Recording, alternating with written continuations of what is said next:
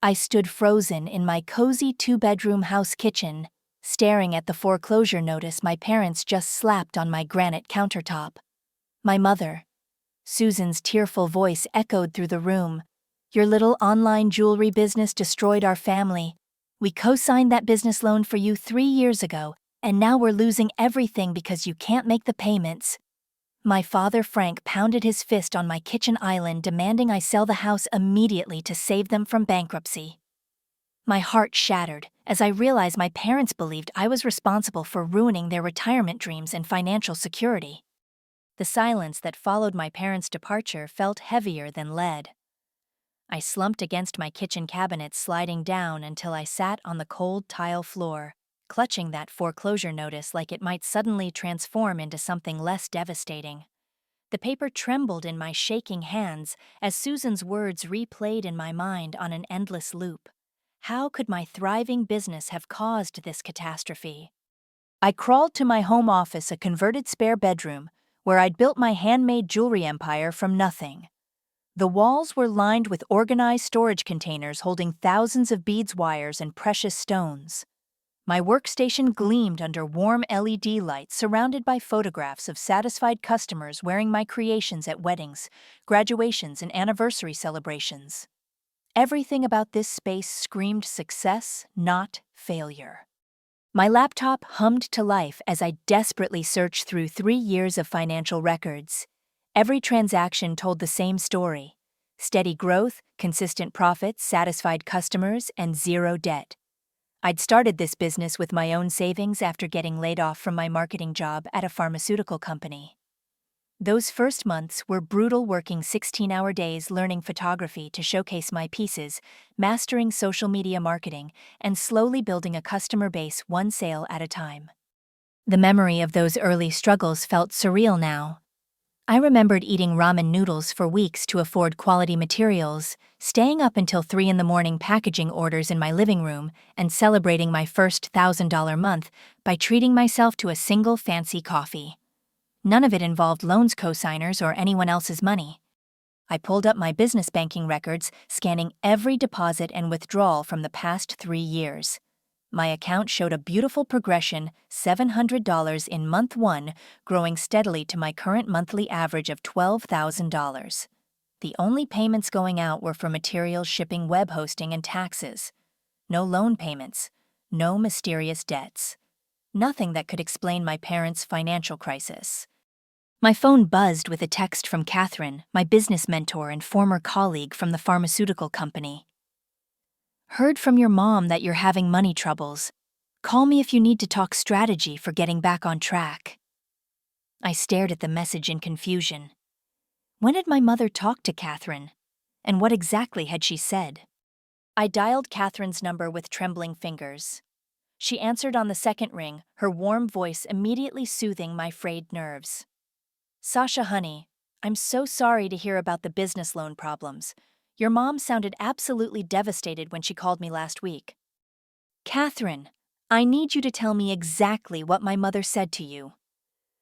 My voice came out sharper than intended, but confusion was quickly transforming into something that felt dangerously close to anger. "Well, she was crying pretty hard, but she said something about a $50,000 business loan that you'd defaulted on and how it was affecting their retirement." Catherine's tone shifted as she sensed my confusion. "Sasha, you never mentioned taking out any business loans. In fact, you've always been proud of building everything debt-free." The room started spinning. I gripped my desk chair to steady myself, feeling like the ground was shifting beneath my feet. "Catherine, I never took out any business loans. Not 50,000, not $50. I've never borrowed money for this business." The silence on her end stretched for several heartbeats before she spoke again, her voice now tinged with concern. "Sasha, something isn't right here. I've been mentoring small business owners for 15 years, and your financial discipline has always been exceptional. You've never once mentioned needing capital, and your growth has been completely organic." After hanging up with Catherine, I sat in my office chair, staring at my computer screen, while my mind raced through possibilities. If I hadn't taken out a business loan, why did my parents believe I had, Why were they facing foreclosure? And most importantly, why did they think I was responsible? My phone rang again. This time, it was Susan, her voice thick with tears and exhaustion. Sasha, please tell me you're thinking clearly about this. Your father and I worked our entire lives to pay off our house, and now we might lose it because of your business mistakes. Mom, I need you to explain something to me. I kept my voice as gentle as possible despite the storm brewing in my chest. What exactly do you mean by business loan? Can you tell me the name of the bank or the loan officer you worked with? Oh, sweetie, you know I don't handle those kinds of details. Your father took care of all the paperwork. But Tyler explained everything to us. He said you needed the money to expand your inventory and hire employees, and that we needed to co-sign because you didn't have enough credit history. My stomach dropped at the mention of my younger brother Tyler. He was 28, 2 years younger than me, and worked as a claims adjuster for a small insurance company. But what did he have to do with my business finances? Mom, Tyler isn't involved in my business. We've never discussed loans or expansions or anything like that. I tried to keep the growing panic out of my voice. Sasha, stop being stubborn. Tyler has been helping us understand all the financial paperwork for months. He's the one who figured out that your missed payments were the reason we're in trouble. He showed us the documents. Documents? What documents? I'd never signed anything with my parents' names on it. I'd never even discussed my business plans with Tyler beyond casual family conversations about how sales were going. The call ended with Susan sobbing and Frank shouting in the background about entitled kids who don't take responsibility. I sat alone in my office as darkness crept across the sky outside my windows, feeling like everything I'd built was crumbling around me. That's when I noticed Frank's jacket hanging on my coat rack by the front door. He'd left it behind in his anger, the pockets bulging with what looked like folded papers. With my heart pounding, I approached the jacket like it might explode, carefully extracting a handful of crumpled bank statements and receipts. Most of the papers were normal household bills and grocery receipts, but one fragment caught my attention. It was torn from a larger statement showing monthly payments of $837 to Premium Auto Finance. The payment dates went back 6 months, and there was a notation about 2024 Chevrolet Corvette Stingray. I stared at the paper fragment until my vision blurred. My parents didn't own a Corvette. Frank drove a 10-year-old Ford pickup truck and Susan had a practical Honda sedan. But someone in my family was making payments on a sports car, and it wasn't me. Sleep eluded me that entire night. I lay in my bed staring at the ceiling while my mind churned through every conversation I'd had with Tyler over the past year. He'd always complained about money, grumbling about his modest salary at the insurance office, and joking about how he couldn't afford to move out of his cramped apartment across town. Just last month, he'd asked to borrow $40 for gas money, claiming his budget was stretched too thin. By 6 in the morning, I'd given up on rest. I showered, dressed in jeans and a hoodie, and drove across Hartford to Tyler's apartment complex. The Willowbrook Gardens wasn't fancy, but it was clean and affordable. Tyler had moved there after college when he landed his first real job, always saying he was saving up to buy his own place someday. I parked in the visitor section and climbed the stairs to his second-floor unit. The hallway smelled like coffee and someone's breakfast bacon. Normal morning sounds drifting from behind closed doors. I knocked on Tyler's apartment door, but no answer came. His rusty Honda Civic wasn't in his assigned parking spot, so I assumed he'd already left for work. Standing there in the empty hallway, I felt lost and frustrated. But as I turned to leave, I heard footsteps on the stairs behind me. An elderly woman with silver hair and kind eyes was climbing slowly, carrying a canvas grocery bag.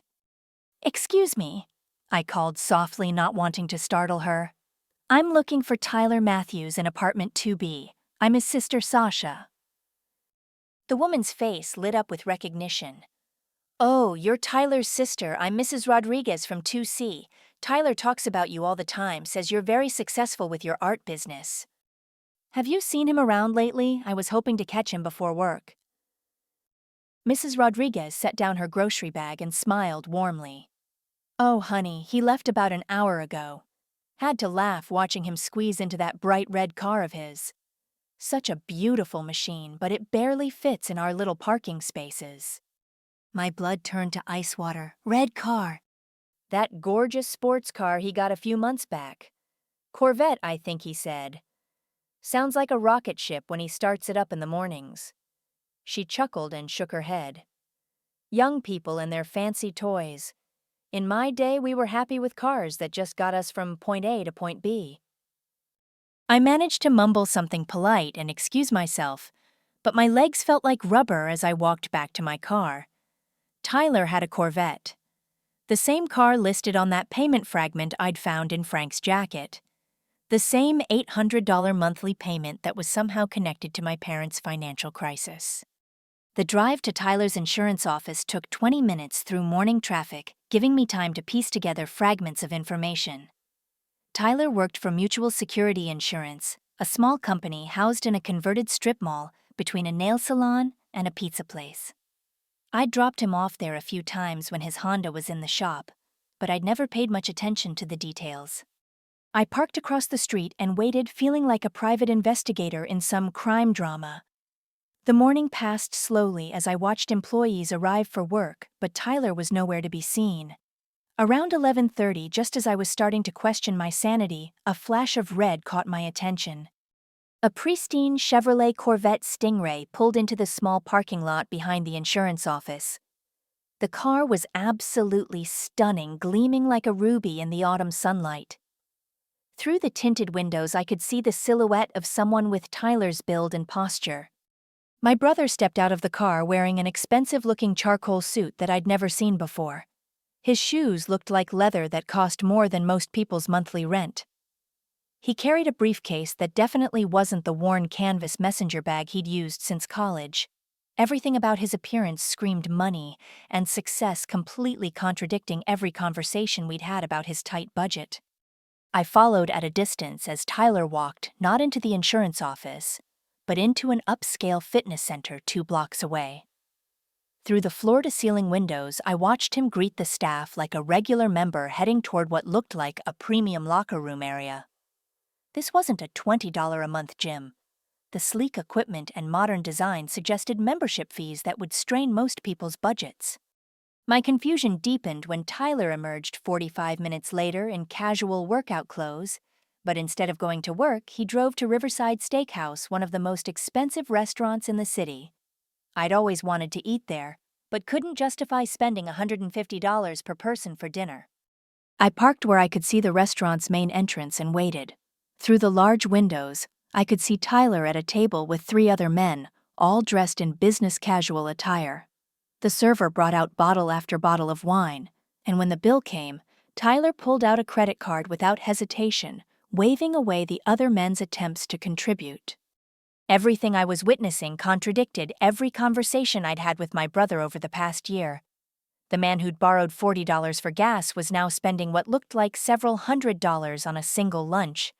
The man who lived in a modest apartment was driving a car worth more than most people's annual salaries. When Tyler and his companions finally left the restaurant, I made my decision. I approached him in the parking lot, my heart hammering against my ribs. "Sir," I called out, trying to sound casual despite the emotional storm raging inside me. He spun around, his face cycling through surprise, confusion, and something that looked suspiciously like panic. "Sasha, what are you doing downtown? I thought you'd be working on your jewelry stuff." "I could ask you the same thing. Aren't you supposed to be at work?" I gestured toward the gleaming Corvette. "Nice car. When did you buy it?" Tyler's friends had already driven away, leaving us alone in the parking lot. He shifted nervously, avoiding eye contact. "Oh, it's not mine. Company car, you know. Mutual Security has been doing really well, and they provide cars for their top performers." The lie rolled off his tongue so smoothly that I almost believed it for a moment. But insurance companies didn't give claims adjusters $60,000 sports cars, especially not small companies operating out of strip mall offices. "Tyler, we need to talk. Mom and Dad came to see me yesterday about some kind of financial crisis. They think my business caused their problems, but I've never taken out any loans." His face went completely pale. "Sasha, I don't know what you're talking about. Maybe we should discuss this later. I really need to get back to work." "You just spent 2 hours at the gym and having lunch. What kind of work schedule allows for that? Tyler's composure cracked completely. His hands shook as he fumbled for his car keys, and when he looked at me, his eyes were filled with what looked like genuine terror.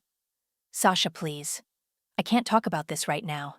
There are things going on that you don't understand. Then explain them to me.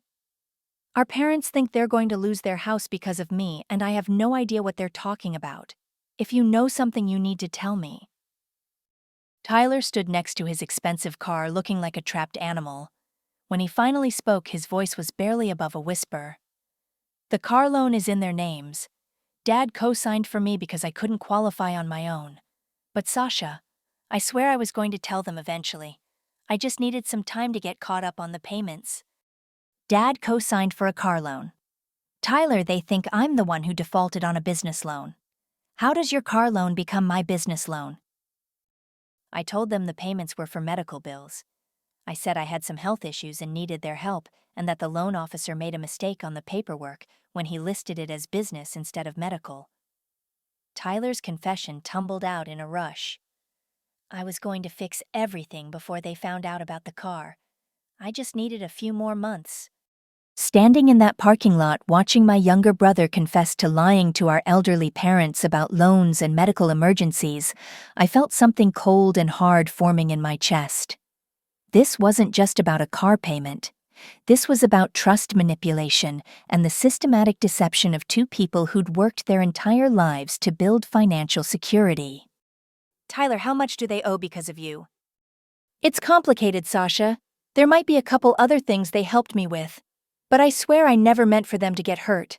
I just needed some help getting on my feet, and I was going to pay them back as soon as my situation improved. The way he said a couple other things made my stomach clench with dread. This wasn't just about one car loan.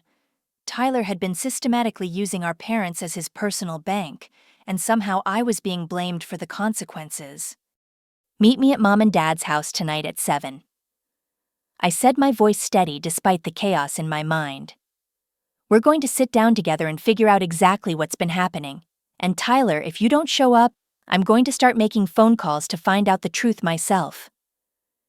As I drove away, leaving Tyler standing next to his gleaming lie of a car, I realized that everything I thought I knew about my family was about to change forever. That evening, Tyler never showed up at our parents' house. I waited until 8:30 before giving up spending those 90 minutes listening to Frank and Susan defend their son while continuing to blame me for their financial catastrophe. Every question I asked about loan documents or bank names was met with vague answers and redirections back to my supposed failures as a business owner. I left their house more frustrated than ever, but with a new determination to uncover the truth. If Tyler wouldn't be honest with me, I'd have to find evidence another way. The next morning, I spent 4 hours researching Tyler's social media profiles, something I'd never thought to do before. He'd always been private online, but with enough digging, I found traces of a lifestyle that shocked me to my core. Deleted Instagram posts showed expensive dinners at restaurants I couldn't afford, Facebook check-ins at luxury resorts during weekends when he'd told the family he was staying home to save money. A reverse image search on one of his profile photos led me down a rabbit hole of deleted content. Screenshots saved by friends revealed Tyler wearing designer clothes, expensive watches, and standing next to luxury cars in various resort locations. One photo dated just 2 months ago showed him holding up champagne glasses at a rooftop bar with the caption, "Living the Dream in Atlantic City."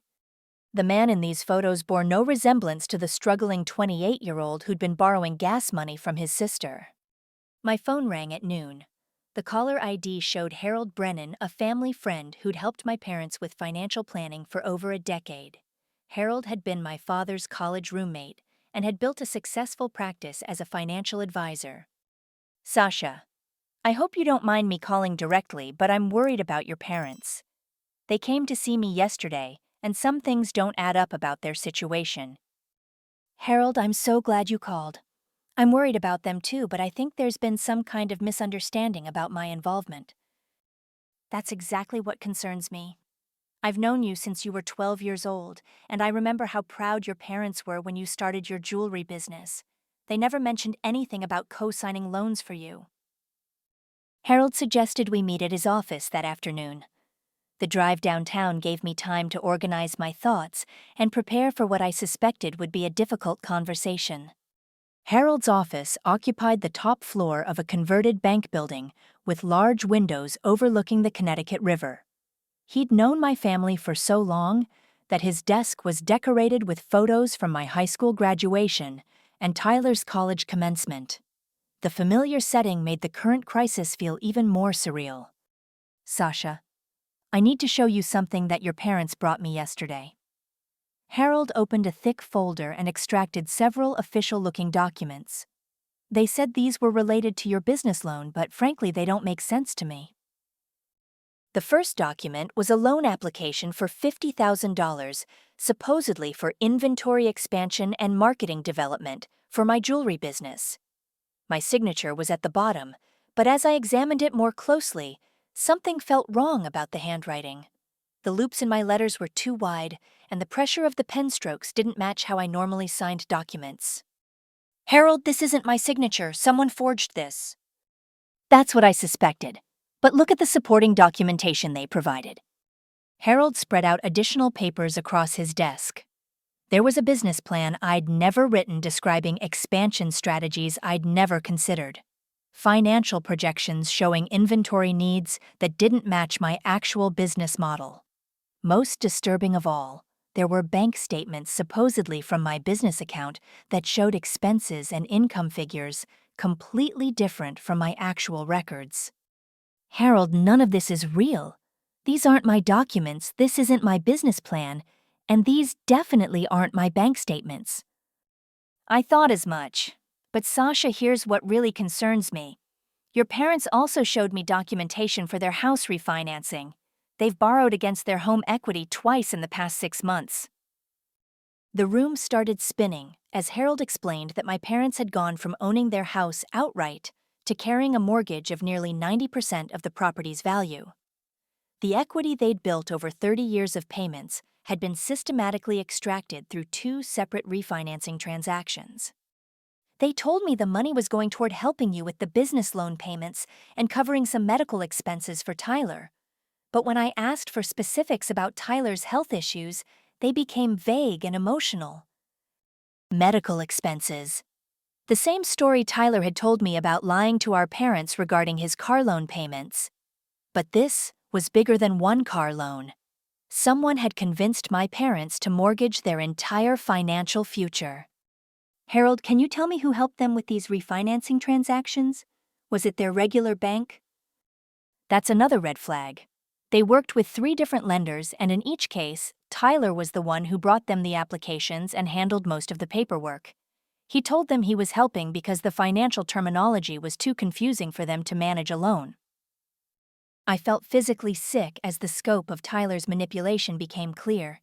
He'd been systematically positioning himself as their financial caretaker, while simultaneously using that position to drain their life savings. "There's something else, Sasha. Tyler has financial power of attorney for your parents as of 6 months ago. They signed documents giving him complete authority over their banking investments and property decisions." The magnitude of the betrayal hit me like a physical blow. Tyler hadn't just borrowed money from our parents, he'd gained legal control over their entire financial lives. And somehow he'd convinced them that I was the source of their problems. "Harold, I need copies of everything, and I need your help figuring out how to protect my parents before this gets worse." "I've already started documenting everything for potential legal action.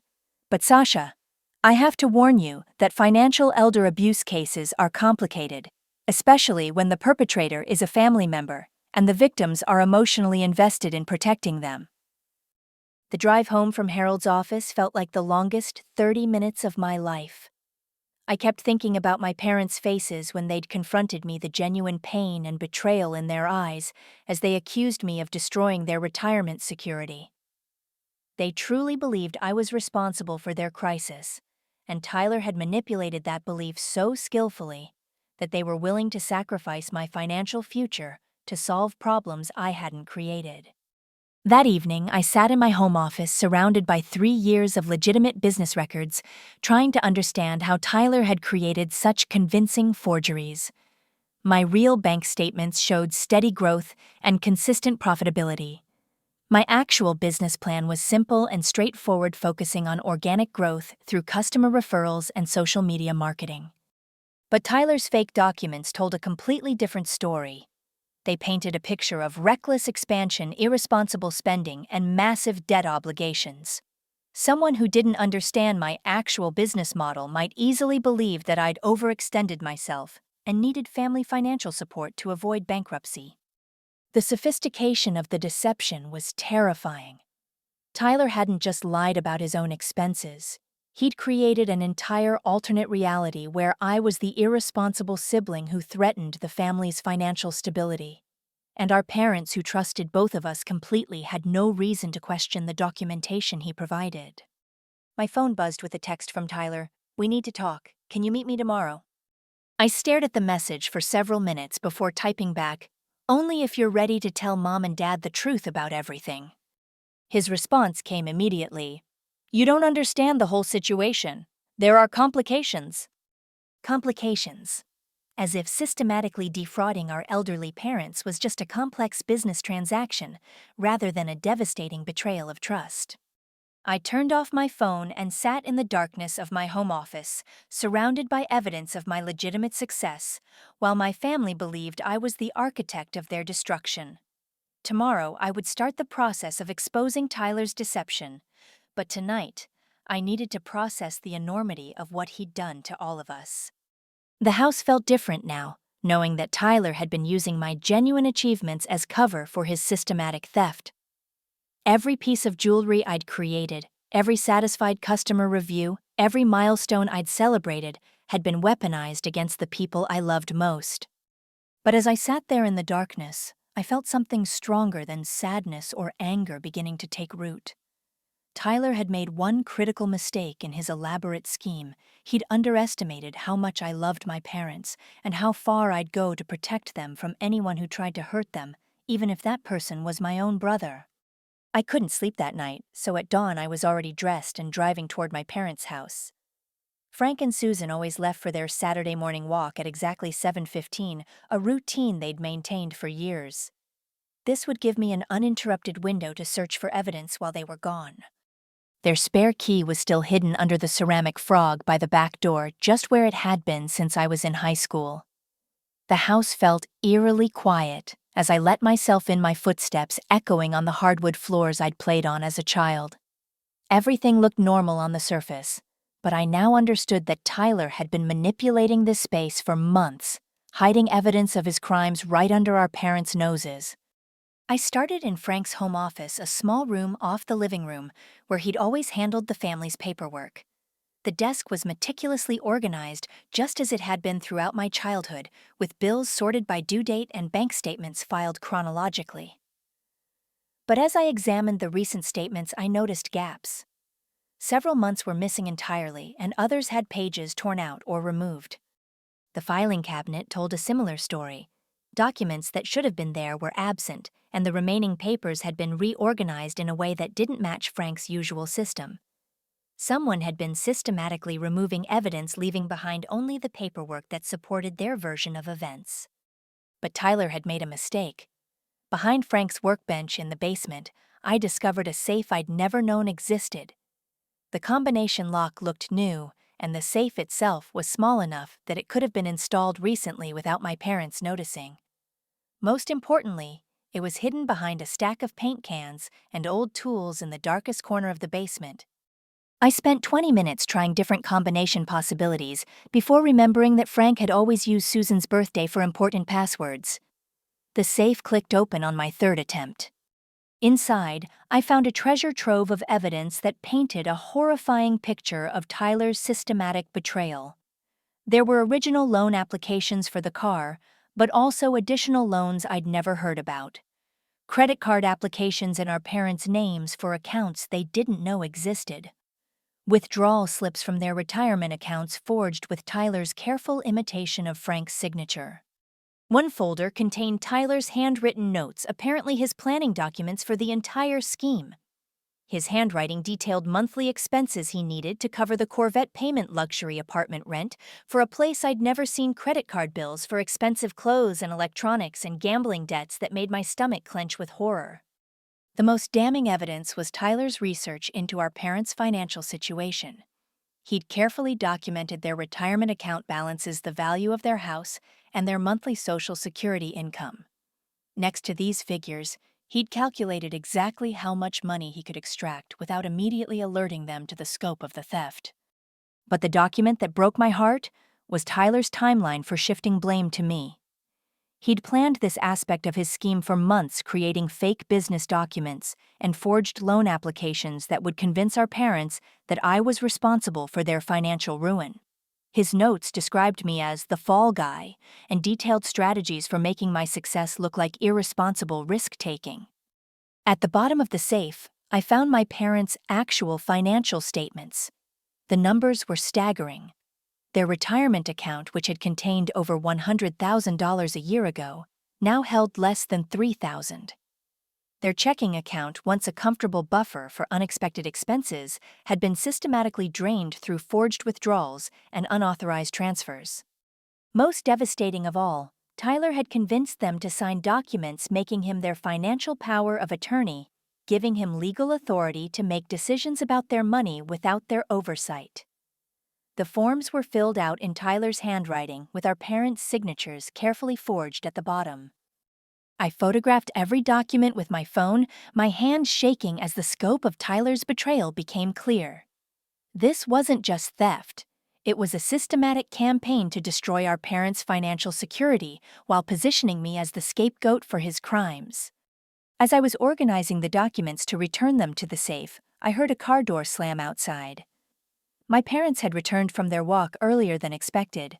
I quickly secured everything back in the safe, but as I climbed the basement stairs, I could hear Tyler's voice in the kitchen. He was early for our planned confrontation, and from his tone I could tell he was already working to reinforce his version of events. Through the kitchen doorway, I could see him showing our parents additional paperwork, his voice earnest and concerned as he pointed to various figures and dates. "She's been hiding the real scope of her business problems," Tyler was saying as I approached. "I found these additional statements that show the situation is worse than we thought." I walked into the kitchen to find my parents studying what looked like more forged business documents. Tyler's face went pale when he saw me, but he quickly composed himself, shifting into his familiar role as the concerned brother trying to help solve a crisis. "Sasha, I'm glad you're here. I think we need to sit down and have an honest conversation about how we're going to fix this situation." The audacity of his performance was breathtaking. He stood in our parents' kitchen surrounded by evidence of his own crimes, while presenting himself as the family member trying to find solutions to problems I'd supposedly created. "Tyler, we absolutely need to have an honest conversation. But first, I think Mom and Dad deserve to know the truth about your financial situation." "What do you mean?" Susan asked, looking confused. "Tyler's been helping us understand everything. He's the one who figured out that your business loan was the source of our problems." I looked at my parents, seeing the genuine trust and love in their eyes as they defended the son who was systematically destroying their lives. Tyler had positioned himself as their protector and advocate, making it nearly impossible for them to see his deception without feeling like they were betraying their own child. "Mom, Dad, I need you to ask Tyler to show you the car he's been driving for the past 6 months. Tyler's composure cracked slightly. "Sasha, that's not relevant to this discussion. We're here to talk about your loan obligations." Tyler showed them the car. "I don't understand why the company car matters right now." "Because it's not a company car. Because you've been lying to them about where the loan payments are going. Because they think they're helping me when they're actually financing your luxury lifestyle." The kitchen fell silent, except for the tick of the wall clock above the stove. Frank and Susan looked back and forth between their children, confusion and worry evident on their faces. Tyler stood frozen, apparently calculating whether he could maintain his deception or if the time had come for a different strategy. But I'd underestimated his willingness to escalate the manipulation. Instead of confessing, Tyler shifted into a more aggressive approach, his voice taking on a tone I'd never heard before. Mom, Dad, I think we need to consider that Sasha might be having some kind of mental health crisis. The stress of her business failures is obviously affecting her judgment. She's been acting paranoid and making accusations that don't make sense. The suggestion hit our parents like a physical blow. Susan's face crumpled with new worry, and Frank stepped closer to Tyler as if seeking protection from this new possibility. In one sentence, Tyler had transformed me from a trusted family member into a potential threat to their emotional well-being. Standing in that kitchen watching my parents' faces fill with doubt about my mental stability, I realized that Tyler's manipulation was far more sophisticated than I'd understood. He hadn't just stolen their money. He'd positioned himself as their primary source of truth and emotional support, making any challenge to his authority seem like evidence of someone else's instability. But I had one advantage that Tyler didn't know about: the evidence hidden in his own safe.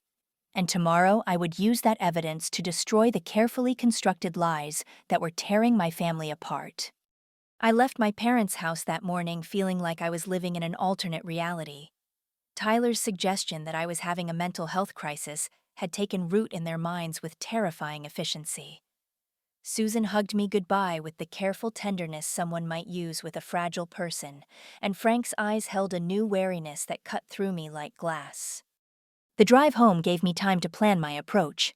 I had overwhelming evidence of Tyler's crimes, but I needed to present it in a way that my parents could accept without feeling foolish for having trusted him so completely. The safe full of documents would prove Tyler's guilt, but I had to be strategic about revealing the truth. I spent the rest of Saturday organizing my evidence and preparing a clear timeline of Tyler's deception. Every forged signature, every fake business document, every unauthorized withdrawal would be laid out in chronological order, showing the systematic nature of his theft. By Sunday evening, I had everything ready for what I hoped would be the final confrontation. But Monday morning brought a catastrophe I hadn't anticipated. My phone started ringing at 6 a.m. with calls from confused customers. My business email inbox was flooded with concerned messages, and when I checked my social media accounts, I found dozens of negative reviews that hadn't been there the day before. "Sasha's jewelry is a scam," read one review.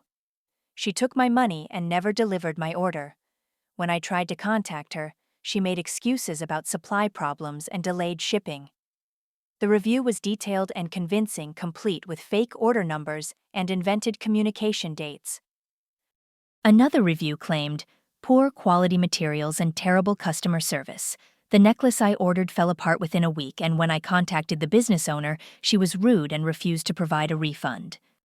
There were 15 similar reviews across multiple platforms, all posted within a 24-hour period.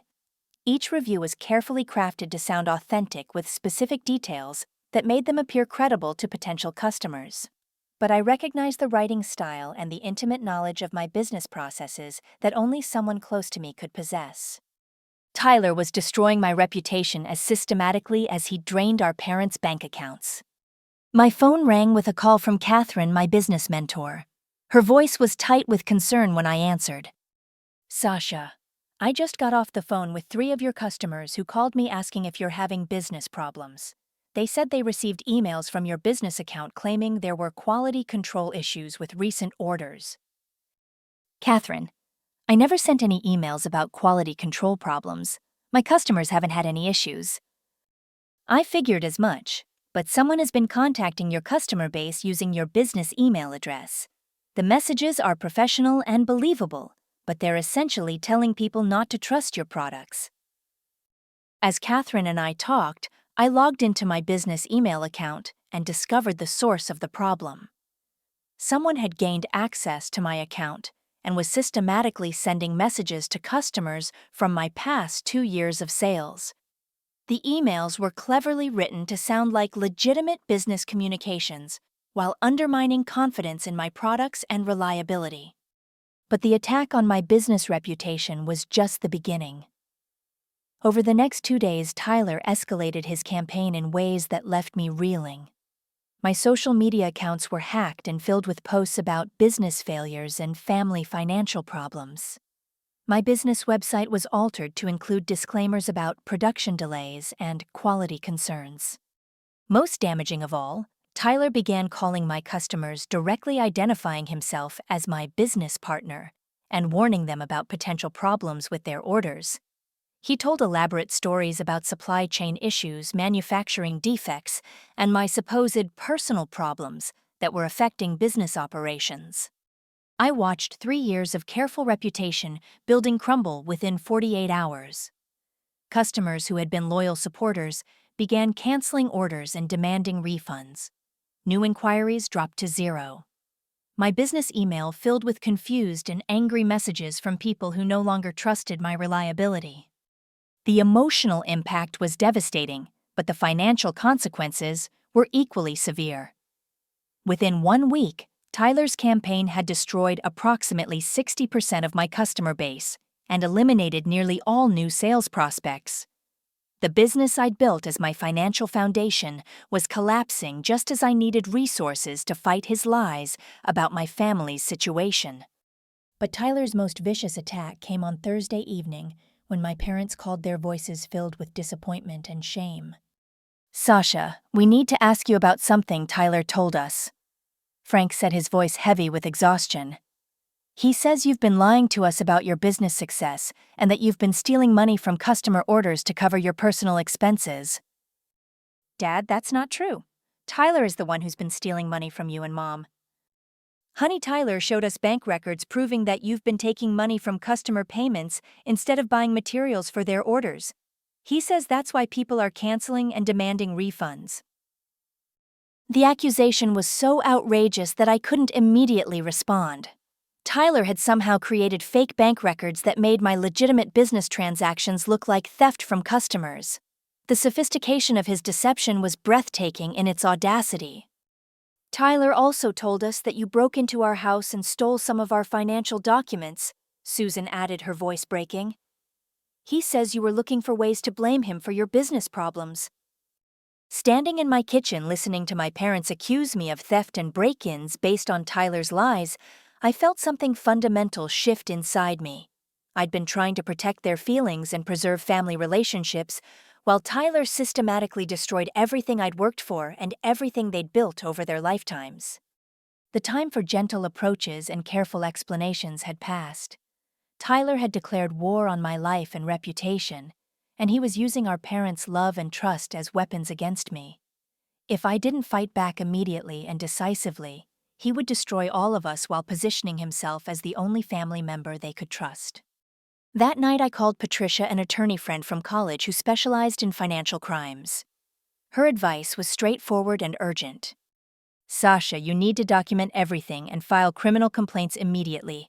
Tyler's actions constitute elder financial abuse, identity theft, and cybercrime. But you also need to be prepared for the emotional complexity of prosecuting your own brother."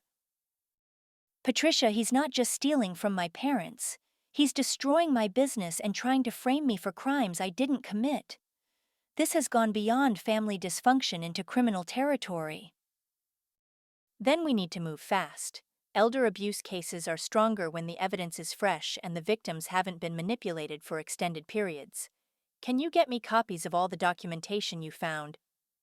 As we made plans for building a criminal case against Tyler, I felt a mixture of determination and heartbreak.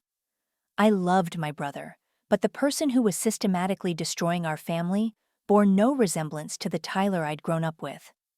The man calling my customers and forging bank documents had made a choice to prioritize his luxury lifestyle over the well-being of everyone who trusted him. But I also knew that exposing Tyler's crimes would devastate my parents in ways that might never heal. They would have to confront the reality that their son had been lying to them for months while stealing their life savings. They would have to acknowledge that their trust had been weaponized against them by someone they loved unconditionally. The next morning, I made a decision that would change everything. Instead of continuing to fight Tyler's lies with explanations and evidence, I would let him believe he was winning while setting a trap that would expose the full scope of his deception in front of witnesses who couldn't be manipulated or confused by his performance. I called my parents and told them I was ready to sell my house and give them the money to solve their financial problems. I agreed to meet at the bank on Monday morning to begin the process of liquidating my assets to pay for damages I hadn't caused. Tyler's relief was audible when they called to tell him about my decision. He'd won, or so he believed. But what Tyler didn't know was that I'd spent the weekend preparing evidence that would destroy his carefully constructed lies in the most public and undeniable way possible. Monday morning at the bank would be Tyler's moment of complete victory over me. It would also be the moment when his entire world came crashing down around him. I arrived at First National Bank 15 minutes early wearing my best professional outfit and carrying a briefcase that contained 3 years of legitimate business records alongside copies of Tyler's forged documents. Patricia sat in her car across the street ready to call the police if Tyler attempted to flee once his crimes were exposed. My parents arrived precisely on time with Tyler close behind them. Susan's eyes were red from crying, but her face held the relief of someone who believed the family crisis was finally being resolved. Frank walked with the determined stride of a man handling necessary business, though I could see the exhaustion in his shoulders from months of financial stress. Tyler looked confident and relaxed, wearing another expensive suit I'd never seen before. He greeted me with what appeared to be genuine warmth, playing the role of the concerned brother who was grateful that I'd finally accepted responsibility for the family's problems. David Chen, the bank manager, had agreed to witness our transaction and help facilitate the property sale process. What David didn't know was that I'd carefully chosen him because his background in fraud investigation would make him an ideal witness to Tyler's deception. We settled into David's office, a spacious room with large windows overlooking the bank's main floor. Frank and Susan sat across from David's desk, while Tyler and I took chairs on either side of them. The arrangement felt formal and final, like a courtroom where judgment was about to be rendered. "Before we begin the paperwork to sell my house," I said, opening my briefcase, "I want to make sure we're all clear about the loan obligations I'm supposed to be covering." Tyler shifted uncomfortably, but maintained his confident demeanor. "Sasha, we've been through all this. The important thing is that you're finally taking responsibility and helping fix the situation." "I absolutely want to take responsibility, but I need to understand exactly what I'm taking responsibility for." I extracted the first set of documents from my briefcase. "These are the business loan applications that apparently have my signature." David examined the papers with professional interest, immediately noting details that Frank and Susan had been too emotionally invested to catch. "The signature on these documents doesn't appear consistent with the signature on your driver's license," he observed quietly. Tyler's face tightened almost imperceptibly. "Banks sometimes have issues with signature verification. The important thing is that Sasha received the loan money and now needs to honor the obligations." "That's interesting," I said, pulling out my legitimate bank statements, "because these are my actual business banking records and they don't show any loan deposits. Ever." I spread my real financial documents across David's desk, creating a clear timeline of my business income and expenses over 3 years. Every transaction was documented, every deposit explained, every expense justified. The records painted a picture of steady organic growth funded entirely through sales revenue.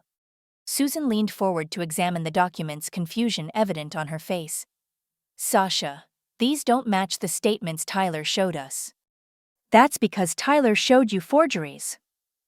I retrieved the fake business plan and financial projections from my briefcase.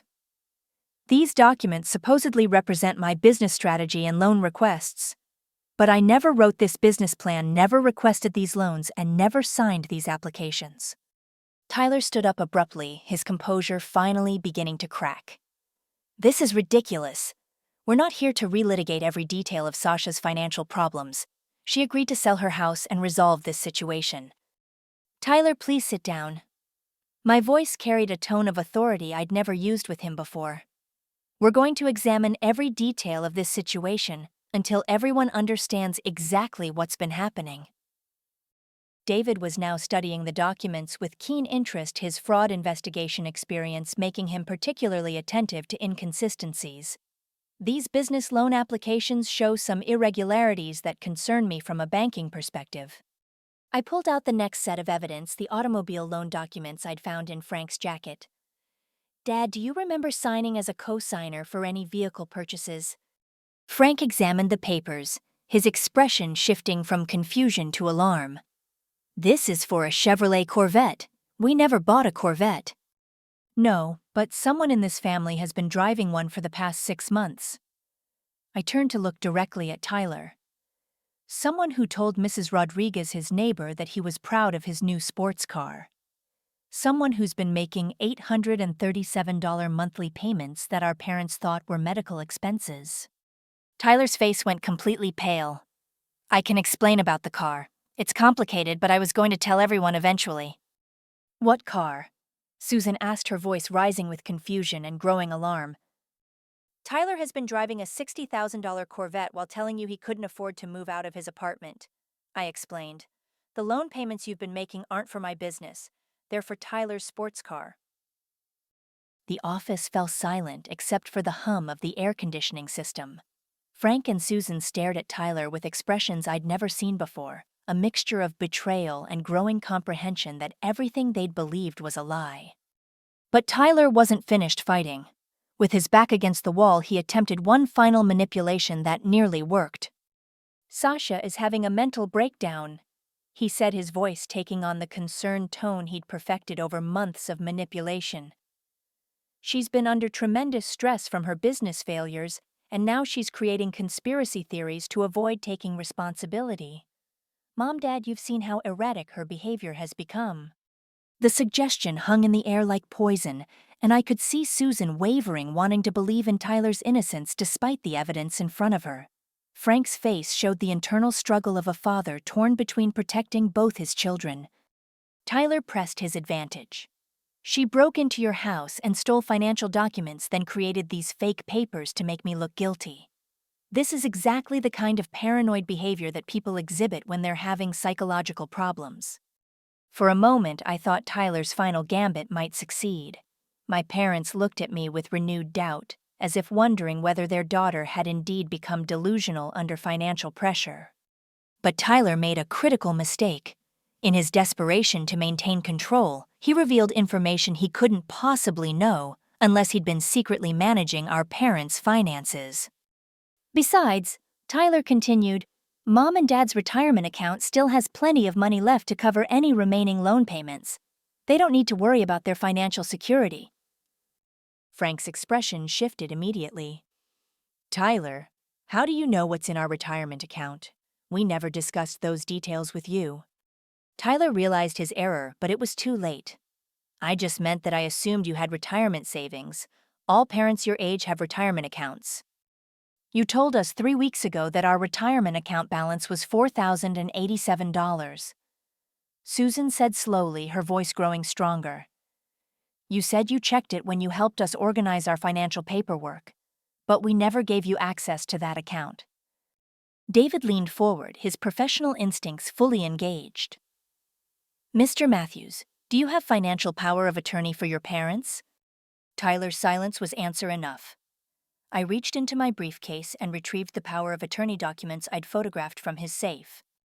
"Yes, he does, and he used that authority to systematically withdraw money from their retirement accounts, forge loan applications in my name, and convince them that I was responsible for financial problems he created." The final pieces of evidence spread across David's desk like dominoes falling in sequence. Tyler's handwritten plans for shifting blame to me. Forged withdrawal slips from our parents' retirement accounts, credit card applications he'd submitted using their identities, bank statements showing the systematic depletion of their life savings. Tyler sat in his chair like a deflated balloon, all fight gone out of him. When he looked up at our parents, his face showed not remorse but the calculating expression of someone weighing his remaining options. "I was going to pay everything back," he said finally. "I just needed more time to get my finances straightened out. The gambling debts were temporary setbacks, and I had a plan to recover everything." Gambling debts. The final piece of the puzzle clicked into place. Tyler hadn't just been funding a luxury lifestyle. He'd been chasing gambling losses with our parents' retirement money, each theft justified as a temporary measure, until his luck changed. Susan started crying, but these weren't tears of stress or confusion.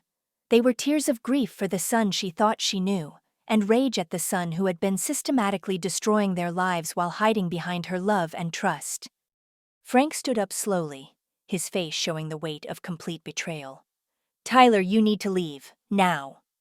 David had already discreetly signaled security and was documenting everything for what would inevitably become a criminal investigation. Patricia entered the office at that moment, carrying legal documents that would freeze Tyler's assets and begin the process of recovering what remained of our parents' stolen money. As Tyler was led away by bank security, he looked back at me with an expression I couldn't read. It might have been remorse or calculation or simple acknowledgement that his carefully constructed lies had finally collapsed under the weight of their own contradictions. My parents sat in David's office holding each other while they processed the magnitude of Tyler's deception and the months of pain they'd inflicted on me based on his lies. The truth was finally exposed, but the work of rebuilding our family's trust and financial security was just beginning. The arrest happened so quickly that I almost couldn't believe it was real. One moment Tyler was sitting in David's office desperately trying to maintain his lies, and the next moment he was being led away in handcuffs by Hartford police officers. Patricia had coordinated with the bank's fraud investigators, and Tyler's confession about gambling debts provided the final evidence needed for immediate arrest on charges of elder financial abuse, identity theft, and bank fraud. My parents sat in stunned silence as we watched their younger son disappear through the bank's main entrance. Susan's hands shook as she reached for Frank, and I could see 30 years of parental love crashing against the reality of what Tyler had done to all of us. "I'm so sorry, Sasha," Susan whispered, her voice breaking completely. "We believed him. We were so cruel to you, and you were innocent the entire time." Frank couldn't speak at first, his face gray with the weight of how he'd treated me over the past weeks. When he finally found his voice, it was barely audible. "Honey, I don't know how to apologize for what we put you through. We failed you as parents." The next few hours passed in a blur of legal procedures and emotional processing. Patricia worked with the bank's investigators to begin asset recovery while David helped my parents understand the actual state of their finances. The numbers were sobering but not hopeless. Tyler had stolen approximately $160,000 through various schemes, but much of that money was traceable through his luxury purchases and gambling records. The Corvette alone was worth $45,000 and would be seized as evidence. Tyler's expensive clothes, electronics, and jewelry could be liquidated for additional recovery. His gambling debts to various Atlantic City casinos provided a clear trail of where much of the money had gone, making the case straightforward for prosecutors. But the most encouraging development came from Harold, my parents' financial advisor, who arrived at the bank within an hour of Tyler's arrest.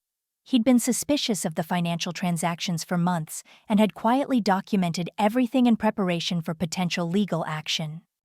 "I've been keeping parallel records of every transaction Tyler processed using your power of attorney," Harold explained to my parents. "I couldn't prove anything without more evidence, but I suspected something was wrong when he started making withdrawals that didn't match your usual spending patterns." Harold's meticulous documentation would prove invaluable in court and would help prosecutors build an airtight case against Tyler. More importantly for my parents, it meant they could recover a significant portion of their stolen retirement money through asset forfeiture and restitution orders. The criminal case moved forward with remarkable speed. Tyler's confession at the bank, combined with the overwhelming documentary evidence, left his defense attorney with limited options. Within 6 weeks, Tyler accepted a plea agreement that included 3 years in federal prison, full restitution of stolen funds, and 5 years of supervised probation upon release. The sentencing hearing was the most difficult day of our family's recovery process.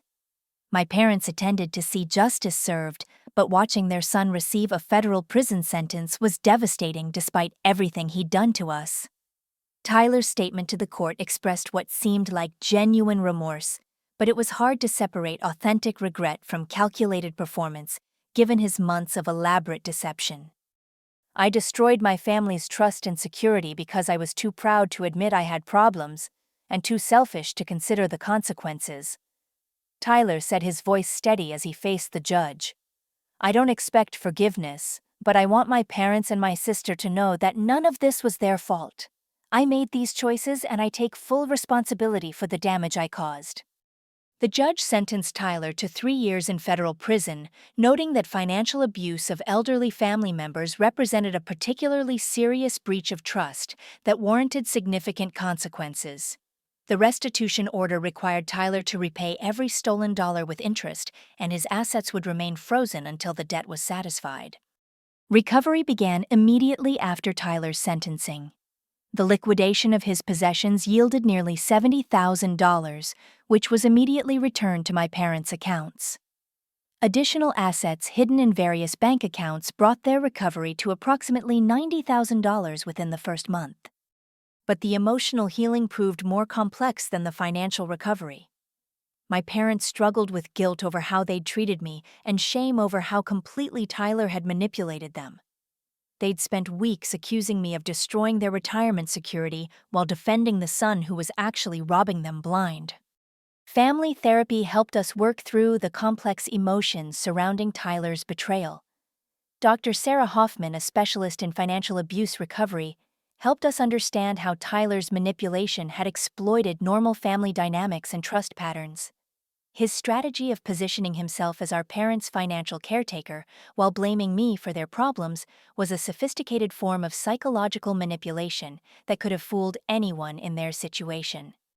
The process of rebuilding trust took months of honest conversation and gradual reconciliation.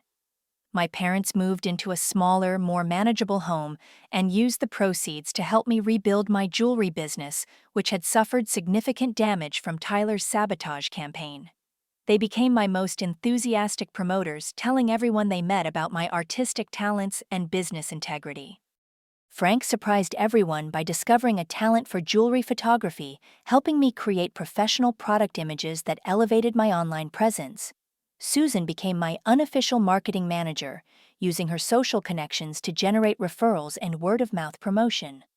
Working together on rebuilding my business became a healing process that strengthened our relationships in ways we'd never experienced before. Within 8 months, my business had not only recovered, but was thriving beyond its previous levels. The community support that followed news of Tyler's crimes created a wave of customer loyalty that sustained long-term growth. People wanted to support a small business owner who'd overcome family betrayal and financial sabotage, and my story resonated with many families who'd faced similar challenges. The most meaningful part of our recovery was the decision to speak publicly about financial elder abuse. My parents joined advocacy groups that helped other families recognize warning signs of manipulation and fraud. Frank became particularly passionate about educating seniors on financial safety, using his own experience to help others avoid similar victimization. Tyler's first letter from prison arrived 6 months after his sentencing. It was a carefully written apology that acknowledged the depth of his betrayal and expressed genuine remorse for the damage he'd caused. He didn't ask for forgiveness or attempt to minimize his actions, but simply wanted us to know that he understood the magnitude of his choices and was committed to making whatever amends were possible. The family discussed Tyler's letter extensively in therapy, ultimately deciding to maintain limited contact focused on his rehabilitation rather than immediate reconciliation. Dr. Hoffman helped us understand that forgiveness was a process that couldn't be rushed, and that protecting our emotional healing was more important than preserving Tyler's feelings. The most powerful lesson from our experience was understanding the difference between enabling destructive behavior and offering genuine love and support. Tyler's crimes had been enabled by our family's reluctance to question his explanations or hold him accountable for inconsistencies in his stories. Learning to love someone while maintaining appropriate boundaries became a cornerstone of our family's new dynamics. 1 year after Tyler's arrest, we celebrated Thanksgiving in my house, the same house I'd almost been forced to sell to cover debts I hadn't created. My parents brought photo albums showing off my jewelry designs to extended family members, proudly describing my business success and resilience. Uncle Robert, who'd always been skeptical of small business ventures, admitted that my story had inspired him to support his own daughter's entrepreneurial dreams. Cousin Jennifer, a recent college graduate, asked for advice on starting her own online business. As I shared strategies for building customer trust and maintaining financial discipline, I realized that Tyler's betrayal had ultimately made me a stronger entrepreneur and a more discerning person. The experience taught me to value authentic relationships, verify claims before making decisions, and trust my instincts when something doesn't feel right. My parents' transformation was equally remarkable. Frank, who'd always been somewhat passive about financial matters, became actively involved in monitoring their accounts and investments. Susan developed a keen eye for identifying potential scams and frequently shared warnings with friends about financial manipulation tactics. They'd turned their victimization into valuable expertise that helped protect others from similar experiences.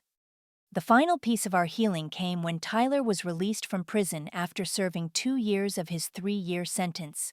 He'd used his time incarcerated to earn certifications in addiction counseling and financial literacy, demonstrating genuine commitment to understanding and addressing the problems that had led to his crimes.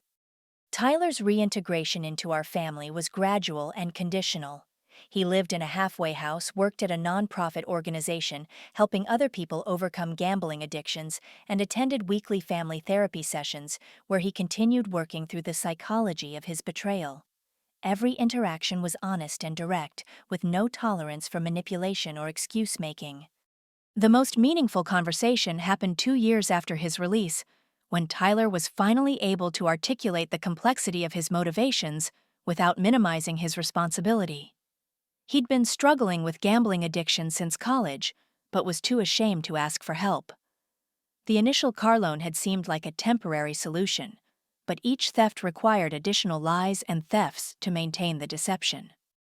I convinced myself that I was protecting everyone by handling the problems myself, Tyler explained during a family session. But I was actually making everything worse while refusing to face the reality of what I was doing. I chose to sacrifice all of you rather than admit I needed help. Tyler's honesty about his addiction and manipulation helped our family develop healthier communication patterns. We learned to address problems directly rather than allowing pride or shame to create secrets that could be exploited. The experience taught us that real love sometimes requires difficult conversations and uncomfortable accountability. 5 years after Tyler's arrest, our family had found a new equilibrium based on truth, accountability, and mutual respect. Tyler worked as a financial counselor, using his experience to help other people avoid the mistakes he'd made.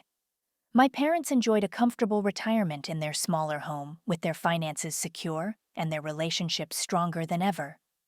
My jewelry business had grown into a profitable enterprise that supported my independence while allowing me to help other women start their own small businesses.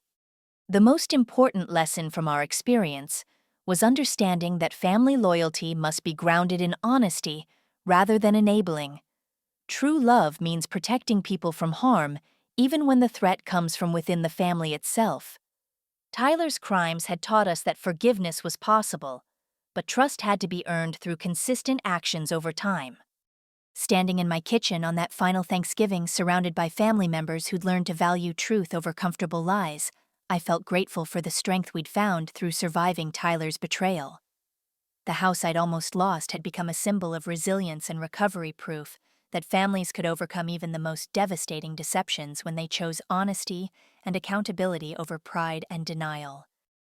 Have you ever had to confront a family member who was taking advantage of your parents or other loved ones? How did you handle the situation, and what advice would you give to someone facing a similar crisis? I'd love to hear your thoughts and experiences in the comments below.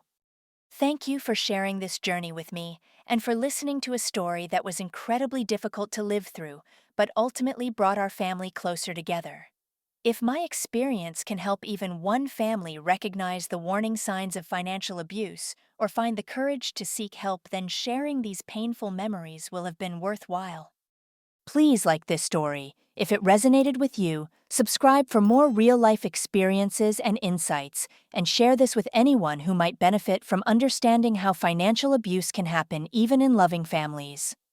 Sometimes the most important conversations are the hardest ones to have. I wish you and your families the wisdom to recognize manipulation, the courage to seek truth, and the strength to protect the people you love, even when that means making difficult choices about accountability and consequences.